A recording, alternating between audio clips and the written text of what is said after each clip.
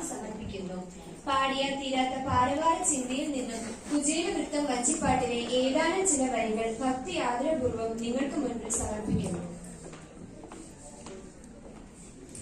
Namaskaram, this is Thiruvarumula Vanchipattu.